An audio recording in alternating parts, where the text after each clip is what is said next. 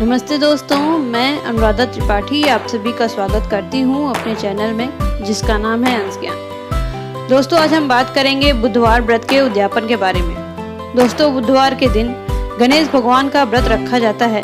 भगवान गणेश की पूजा अर्चना की जाती है। बुधवार का व्रत जो लोग सच्चे मन से रखते हैं, भगवान गणेश उनकी सारी मनोकामनाएं पूरी करते हैं। दोस्तों, कुछ लोग बुधवार का व्रत बुध ग्रह की शांति के लिए भी रखते हैं। अगर आप चाहें तो दोनों का व्रत एक साथ भी रख सकते हैं। अगर आपके घर में धन नहीं रुक रहा है, आए दिन कलेश हो रहे हों, तो बुधवार का व्रत आपको अवश्य रखना चाहिए और व्रत पूरा होने पर उसका विधिवत उद्यापन भी कर देना चाहिए। इस व्रत का उद्यापन कैसे करना चाहिए, ये आज मैं आपको इस वीडियो के माध्यम से बताऊंगी। दोस्तों, भगवान गणेश को देवताओं में सबसे ऊंचा स्थान प्राप्त है। कोई भी पूजा हो या किसी भी कार्य की शुरुआत करनी हो तो सबसे पहले भगवान गणेश की पूजा की जाती है। गणेश भगवान को विघ्नहर्ता भी कहा जाता है।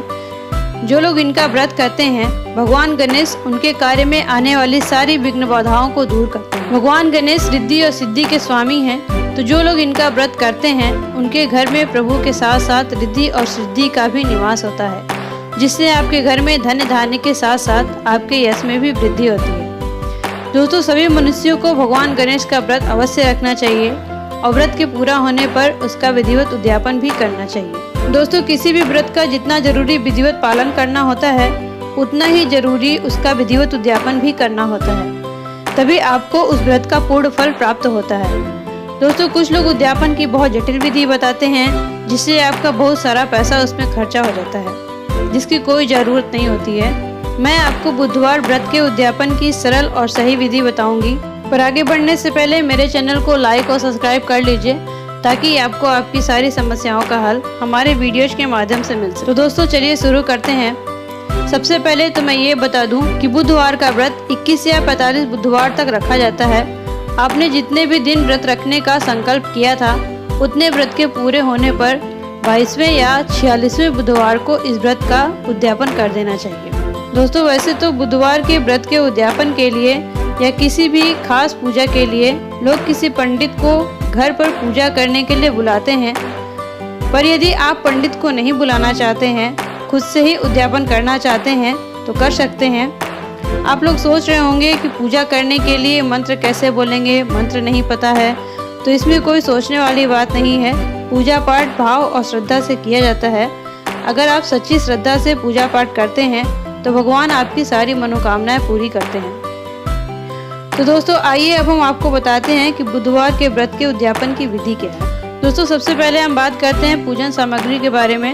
उद्यापन के लिए हमें किन किन चीज़ों की जरूरत पड़ेगी, ये सारी सामग्री आप पहले ही एकत्र करके रख लेंगे तो पूजा करते समय आपको परेशानी नहीं होगी। सामग्री इस प्रकार है: चावल या अक्षत, धूप, दीप, गंगा जल, फूल, लाल चंदन, गुड़, हरा वस्त्र, यज्ञोपवीत, रोली, गुलाल, मूंग की दाल का हलवा, जल पात्र, पंचामृत, पान सुपारी, लौंग, इलायची, ऋतुफल, कपूर, हवन की सामग्री, हवन कुंड, आम की लकड़ी, 1 पैकेट हवन की सामग्री। दोस्तों, हम जानते हैं उद्यापन की विधि क्या है। बुधवार के दिन सुबह उठकर नित्य कर्मों से निवृत्त होकर स्नान आदि करके हरे रंग का वस्त्र धारण करें। अब घर के ईशान कोण में या अपने पूजा स्थल में एक चौकी स्थापित करें। उस चौकी पर हरे रंग का कपड़ा बिछाकर भगवान बुद्ध की मूर्ति स्थापित करें। दोस्तों, अगर आप भगवान बुद्ध का व्रत रखते हैं तो उनकी मूर्ति स्थापित करें, और यदि आप गणेश जी का व्रत रखते हैं तो चौकी पर कपड़ा बिछाकर चावल का छोटा सा ढेर रखकर भगवान गणेश की प्रतिमा स्थापित करें। और यदि आप दोनों का व्रत रखते हैं तो दोनों की मूर्ति स्थापित करें। अब आसन पर बैठकर पूजा शुरू करें। सबसे पहले भगवान के ऊपर गंगा जल छिड़कें। तत्पश्चात भगवान को पंचामृत से स्नान कराएं। दोस्तों, अगर आपने प्रतिमा रखी है, स्नान नहीं करा सकते हैं तो पंचामृत का भगवान को स्पर्श करा सकते हैं। तत्पश्चात भगवान को जल से स्नान कराएं अथवा जल छिड़कें। इसके बाद भगवान को जनेऊ, रक्षा, वस्त्र चढ़ाएं। तत्पश्चात लाल चंदन, कुमकुम और हल्दी से तिलक करें। फिर अक्षत छिड़कें। इसके बाद भगवान को धूप चढ़ाएं।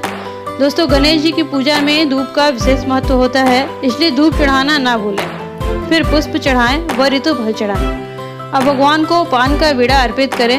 फिर घी का दीपक जलाकर भगवान की आरती करें और धूप जलाएं। इसके बाद भगवान को भोग लगाएं, फिर बैठकर कथा का पाठ करें। इसके बाद हवन कुंड की भी जल, रोरी, पुष्प व अक्षत से पूजा करें और फिर हवन करें। तत्पश्चात भगवान को प्रणाम करके भगवान से उद्यापन की इच्छा जाहिर करें कि हे भगवान, आपका व्रत मैंने पूरी निष्ठा भाव और श्रद्धा से पूर्ण किया है। अब मैं इस व्रत का उद्यापन करना चाहता हूँ या चाहती हूँ। आप हमारे और हमारे परिवार के ऊपर अपनी कृपा सदैव बनाए रखना। पूजा संपन्न होने के बाद भगवान से क्षमा याचना जरूर करें कि हे प्रभु, आपकी पूजा पाठ और उद्यापन में अगर मुझसे कोई त्रुटि रह गई हो तो कृपया मुझे क्षमा करना। इसके बाद आचमनी में जल लेकर जिस आसन पर बैठकर आपने पूजा की है उसे तृप्त करें और नमन करें तथा आसन मोड़कर ही उठें। दोस्तों, ये छोटी छोटी बातों का हमें हमेशा पूजा पाठ में ध्यान रखना चाहिए। जैसे आसन को कभी भी पैर से इधर उधर नहीं करना चाहिए।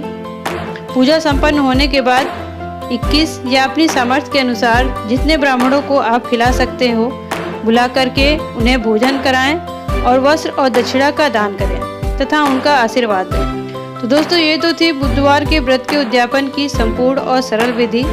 आज के लिए इतना ही। अगर आपको मेरा ये वीडियो पसंद आया हो तो मेरे वीडियो को लाइक और सब्सक्राइब करें और आगे के वीडियोज को देखने के लिए बेल आइकन को दबाएं। नमस्ते।